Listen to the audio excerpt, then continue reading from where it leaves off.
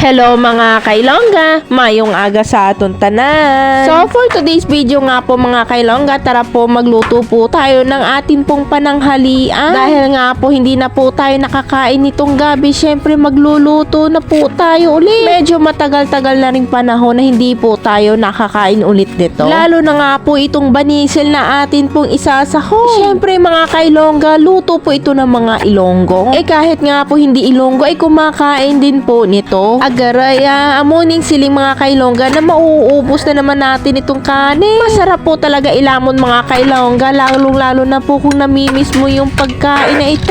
Lalong-lalo na po itong banisil mga kailongga. Huli ko nga po itong kinain mga kailongga, hindi pa po ako nagbubuntis dito. Diba katagal-tagal ng panahon. Hindi ko po kasi kinakain ito mga kailongga para iwas panuhot. Madali pa naman akong panuhutin ito mga kailongga. Kaya nga po kung kakain ako nito, kakaunti nga lang. At wag pong ramihan at baka nga tayo itatakbo. Agay basi mga dagan, tanga wala na tasang pansaw. Ito pong gabi mga kailongga ay magnolia po ito. At ito po yung unod niya syempre malagkit. Okay, sarap kainin. Parang yung alam ko. Char. At ito nga po mga kailongga, mag-slice na po tayo ng atin pong mga lamas. Kahit wala po tayong tagtari na karne, syempre kahit lamas lang meron, okay na. Kahit nga po wala na po itong sahog o lakot-lakot mga kailongga, masarap naman po. Kasi hindi naman po kami mapili sa ano po mga kinakain namin. Kahit wala na po itong sahog, masarap naman po. At dito nga po mga kailongga, tayo na po magdabok-dabok. Itaan ay magkuha sang aton nga inugdabok mga kailongga. O kung kahoy mga kailongga, para kita mara isunglo. Dahil ngayon po ay tag-init, syempre yung kahoy maraming marami. Dahil na rin po marami pong niyog dito, syempre ito na po ang ating gagamiting kahoy. Kahit nga po pulit-pulutin mo nga lang ito sa tabi-tabi, meron at marami.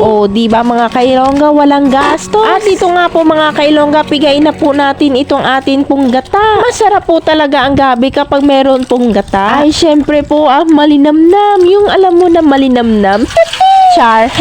At ito nga po, isaludin po natin ito para mawala po yung ugasip. Agay, hindi ko balaan kung ano sa Tagalog yung ugasip mga kailongga. At syempre mga kailongga, ilagay na rin po natin itong atin pong banisi para naman po malaga-laga po ito. At syempre mga kailongga, kaunting laga nga lang po nito, iluto na nga po ito. At syempre mga kailongga, nagdagdag na rin po ako dito ng tuba o yung tinatawag po namin na sukang tuba. Syempre nanggaling po yan sa bulaklak po ng niyog. At ito na nga po mga kailongga, luto na po ang ating ginataang gabi with banisin. At syempre mga kailongga, tara na po lamon. Masarap po talagang mamuhay dito sa mga kailongga. Bakit? Lahat naman po, hindi lahat binibili. Kung may sarili ka nga lang tanim, syempre ayos na po ito. Kung wala ka naman pong pang-ulam na pambili, syempre meron pong gulay. Pwede gani ka nga mamitas dyan sa kapitbahay ng mga gulayan mga kailongga. Yan po yung tinatawag, basta tulog lang yung may-ari.